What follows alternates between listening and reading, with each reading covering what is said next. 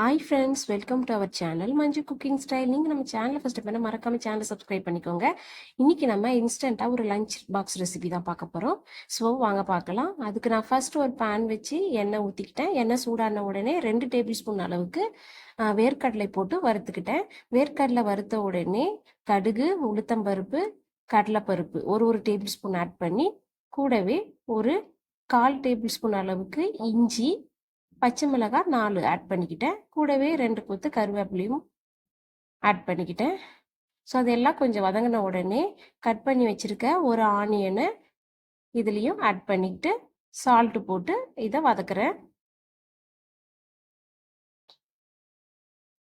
அவ்வளவுதான். இது கொஞ்சம் வதங்கின உடனே நம்ம ஆல்ரெடி பாயில் பண்ணி வச்சுருக்கிற ரைஸ், அது உப்பு போட்டு ரைஸை குக் பண்ணி வச்சுருக்கோம். அந்த ரைஸை ஆட் பண்ணி ஒரு ஃபுல் ஹீட் வச்சு ஒரு கிளறி எடுத்தோன்னா இன்ஸ்டண்ட்டாக 5 மினிட்ஸில் ஒரு லஞ்ச் நமக்கு ரெடி ஆகிடும்.